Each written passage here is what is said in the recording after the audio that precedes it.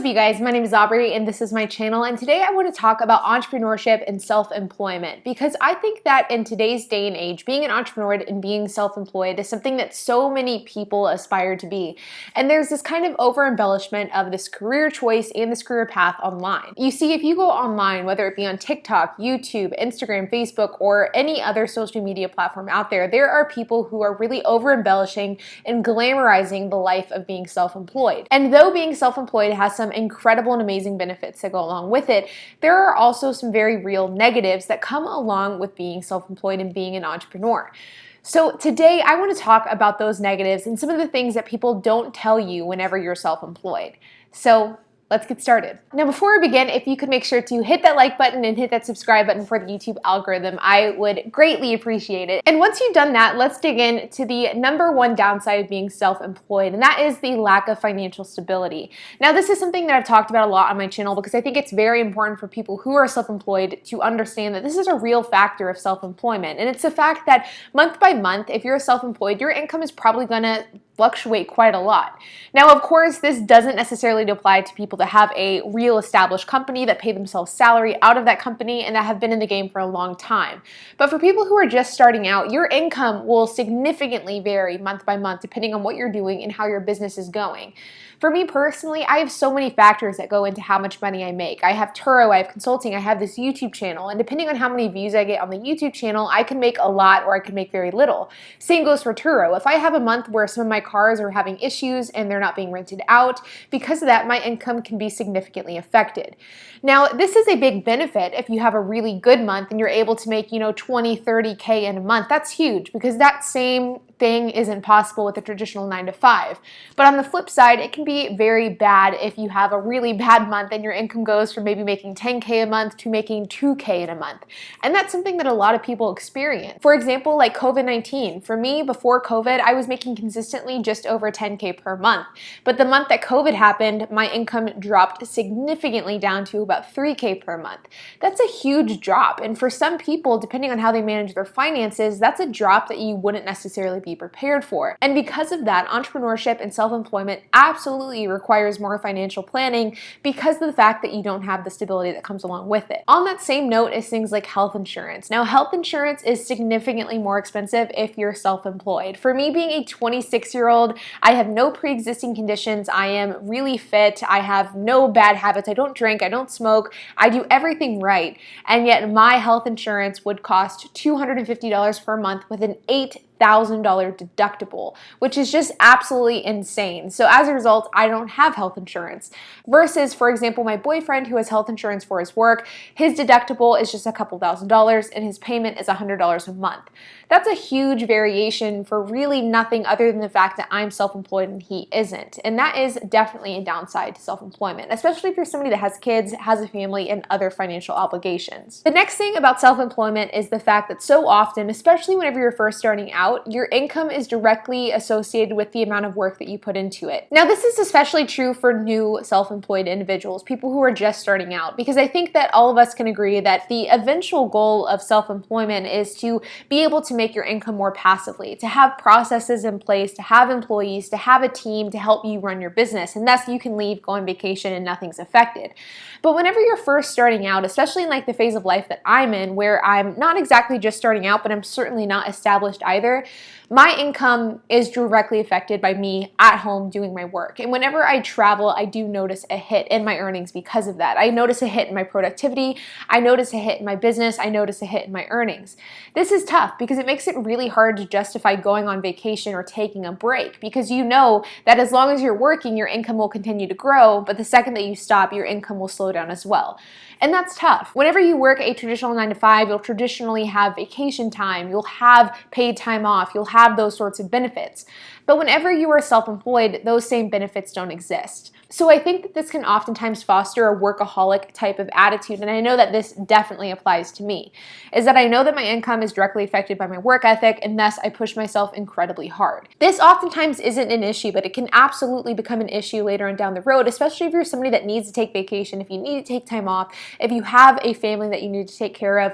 It can definitely impact your work life, and it can make being self-employed something that is very difficult to do. And And on to the next point, and onto a similar topic, is the fact that whenever you're self-employed, you oftentimes don't have traditional weekends or traditional holidays.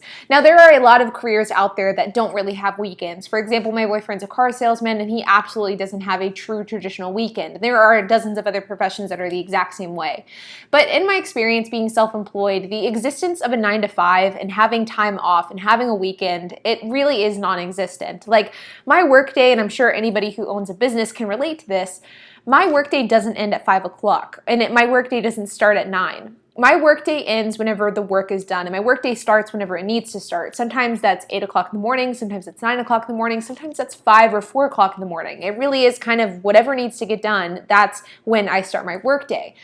But this is especially prevalent on weekends. There are a lot of people out there who really enjoy having their time off. For example, my older sister works in hedge funds. She works for a large company, and she really cherishes the time that she's able to disconnect from work.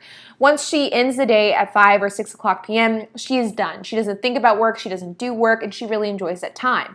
And the same goes for the weekend. Her weekends for her are times to enjoy herself, to enjoy her friends, to enjoy her loved ones, and to not think about work. Well, the same can't be said for myself or for other people who are self-employed.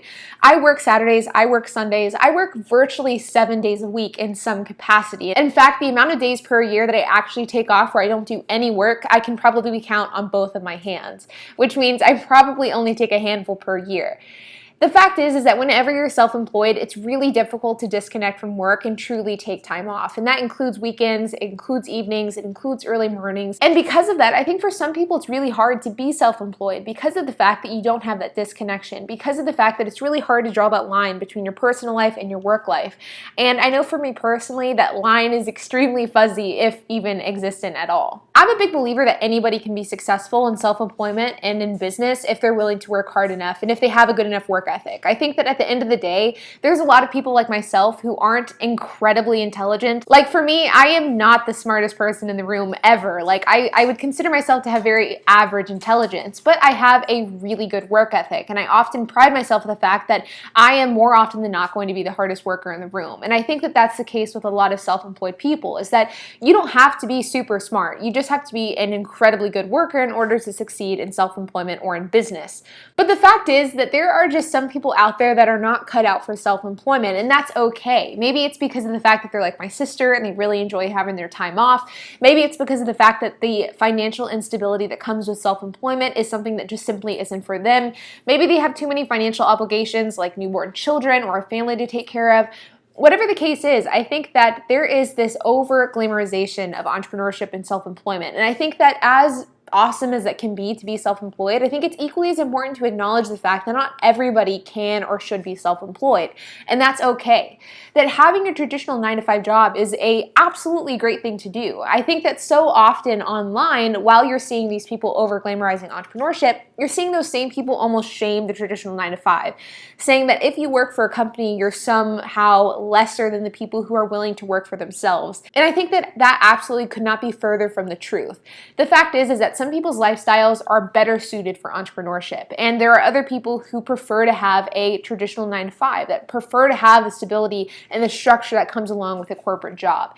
And I absolutely do not think that one is better than the other. I just think that some are better suited for one than the other. Regardless of what career path you choose, whether that's the path of self-employment and entrepreneurship or the path of a traditional 9 to 5 or a corporate job, I think that what path you choose isn't as important as choosing a path that you enjoy. And I know it sounds cliche and it's something that so many people say, but I think it's so incredibly important to find something that you enjoy, whether that be something that's in the 9 to 5 route or something that is in the self-employment route. I think that the route that you choose isn't as important as finding a route that you enjoy and that you find fulfillment in. Because the fact of the matter is, we go to school until the age of like 18 to 24, depending on if you go to college. And then from that age until our 60s or 70s, we're working in these careers.